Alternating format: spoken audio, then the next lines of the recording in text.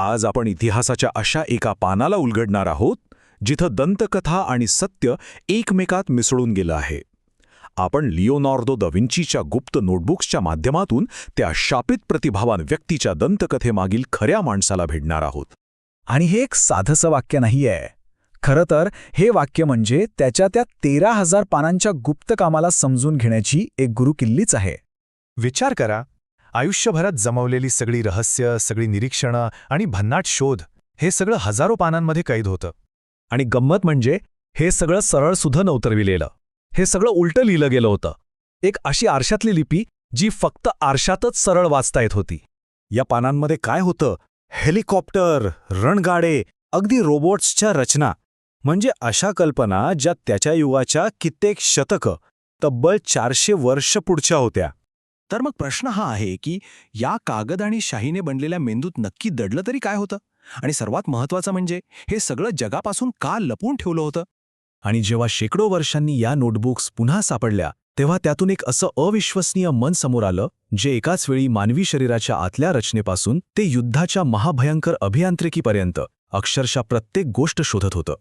याबद्दलचा एक सगळ्यात लोकप्रिय सिद्धांत असा सांगितला जातो की लिओनार्डोने स्वतःला वाचवण्यासाठी, स्वतःचं संरक्षण करण्यासाठी आपलं काम एका गुप्त सांकेतिक भाषेत लिहून ठेवलं. पण स्वतःचं संरक्षण कशापासून? या प्रश्नाचं उत्तर साधं होतं पण तेवढंच शक्तिशाली. उत्तर होतं चर्चपासून. आता बघा, हे समजून घेण्यासाठी त्यावेळची परिस्थिती लक्षात घ्यायला हवी. ते एक भीतीचं वातावरण होतं. 1513 मध्ये दा विंचीला धर्मविरोधी घोषित केलं गेलं. पुढे जाऊन 1600 मध्ये जिओर्डानो ब्रुनोला त्याच्या वैज्ञानिक दाव्यांसाठी जिवंत जाळण्यात आलं. आणि मग 1633 मध्ये तर गॅलिलिओला फक्त पृथ्वी सूर्याभोवती फिरते असं सांगितल्याबद्दल तुरुंगात टाकलं गेलं. म्हणजे लिओनार्डोचा शरीररचनेचा अभ्यास आणि त्याचे खगोलशास्त्रीय सिद्धांत हे त्या काळात धर्मद्रोहच मानले गेले असते.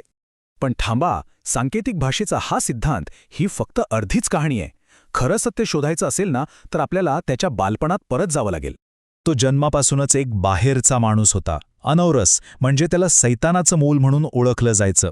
तो डावखुरा होता जे त्या काळी सैतानाचं चिन्ह मानलं जायचं. त्याला औपचारिक शिक्षणही मिळालं नाही आणि सगळ्यात महत्त्वाचं, त्याला लहानपणीच आईवडिलांनी सोडून दिलं होतं. म्हणजे तो सुरुवातीपासूनच एकाकी होता. पण म्हणतात ना, काही वेळा शापच वरदान ठरतो. त्याच्या ह्याच एकाकीपणाने, ह्याच बहिष्कृतपणाने त्याचं सर्वात मोठं शस्त्र घडवलं, आणि ते म्हणजे निरीक्षणाची एक सखोल आणि कमालीची अद्वितीय शक्ती. आणि मग काय झालं? तो फक्त गोष्टी पाहत नव्हता, तर त्या गोष्टींच्या मागे दडलेले, त्यांना नियंत्रित करणारे छुपे नियम तो पाहत होता. त्याला सगळीकडे पॅटर्न्स दिसायचे. उदाहरणार्थ, त्याने लिओनार्डोचा नियम शोधला. हा एक गणितीय सिद्धांत आहे जिथे झाडाच्या खोडाची जाडी ही त्याच्या सगळ्या फांद्यांच्या एकत्रित जाडी इतकी असते. हा साधा सोपा नियम आज रक्तवाहिन्यांपासून ते इंटरनेटच्या नेटवर्कपर्यंत सगळीकडे वापरला जातो. विचार करा, विज्ञानाला हे समजायला कित्येक शतकं लागली, पण त्याने फक्त एका झाडाकडे पाहून हा निसर्गाचा मूलभूत नियम शोधून काढला होता. त्याचा हा वेगळा दृष्टिकोन त्याच्या चित्रांमध्ये अगदी स्पष्ट दिसतो. त्याच्या काळातले इतर चित्रकार जसे की बोत्तिचेली मजबूत आणि स्पष्ट बाह्यरेखा काढायचे. त्यांची पात्र रेषांनी बांधलेली असायची. पण लिओनार्डो, तो रेषांनी नाही तर प्रकाश आणि सावलीने चित्र कोरत होता. त्यामुळे त्याच्या चित्रांना एक वेगळीच सखोल आणि मानसशास्त्रीय वास्तवादी खोली मिळायची. यासाठी त्याने स्पुमाटो नावाचं एक खास तंत्रच शोधून काढलं. स्पुमाटो म्हणजे धुरासारखं विरघळणारं. लिओनार्डोला हे कळलं होतं की खऱ्या जगात वस्तूंना कडक काळ्या रेषा नसतात. प्रकाश आणि सावली एकमेकांत हळूवारपणे मिसळतात. आणि हेच तंत्र वापरून त्याने चित्रांमधल्या कडा नाहीशा केल्या, ज्यामुळे चित्रांना एक जिवंतपणा आणि अद्भुत खोली मिळाली. पण तो त्याच्या प्रसिद्धीच्या शिखरावर होता आणि तेव्हाच एका घटनेनं त्याचं संपूर्ण जग हादरवून टाकलं.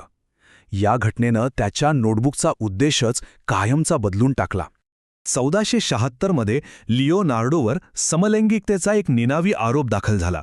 आणि जरी नंतर त्याची निर्दोष मुक्तता झाली, तरी त्या सार्वजनिक अपमानाने आणि जिवंत जाळल्या जाण्याच्या भीतीने त्याच्या आतला माणूस मोडून काढला. आणि या आघातावर त्याची प्रतिक्रिया काय होती? तो तब्बल 4 वर्ष स्वतःला जगापासून पूर्णपणे तोडून एकांतवासात बंद करून राहिला. आता विचार करा, जेव्हा एक तुटलेली व्यक्ती स्वतःला पुन्हा घडवायचा प्रयत्न करते तेव्हा काय होतं?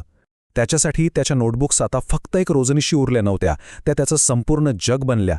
एक असं खाजगी सुरक्षित आश्रयस्थान जिथे तो समाजाच्या भेदक नजरेआड कोणत्याही भीतीशिवाय स्वतःला कागदावर पुन्हा घडवत होता.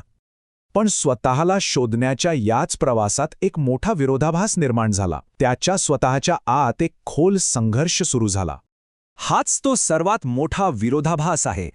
एका बाजूला एक माणूस जो शाकाहारी होता, प्राण्यांवर प्रेम करायचा, पिंजऱ्यातले पक्षी विकत घेऊन त्यांना आकाशात मुक्त करायचा, आणि दुसऱ्या बाजूला तोच माणूस इतिहासातील सर्वात विनाशकारी शस्त्रांची रचना करत होता. रणगाडे, मशीनगन, महाकाय धनुष्यबाण. हे कसं शक्य आहे? जो माणूस जीवनाचं सौंदर्य जपण्याचा प्रयत्न करत होता, तोच आयुष्य संपवणारी यंत्र कशी काय तयार करू शकत होता? आणि म्हणूनच लिओनार्डो दा विंचीची कहाणी काही प्रश्नांवर येऊन थांबते. एका शांतताप्रिय व्यक्तीने इतिहासातील सर्वात प्राणघातक शस्त्र का बनवली? त्याने असे शोध का लपवले जे मानवतेला कित्येक शतकं पुढे घेऊन जाऊ शकले असते? आणि इतकं सगळं करूनही अखेरच्या क्षणी आपलं जीवन एक अपयश आहे असं मानत त्याचा मृत्यू का झाला? कदाचित त्याच्या प्रतिभेची विशालता इतकी होती की ती एकाच वेळी जीवन घडवूही शकत होती आणि त्याचा विनाशही करू शकत होती. आणि हेच लिओनार्डो दा विंचीचं महान न उलगडलेले रहस्य आहे.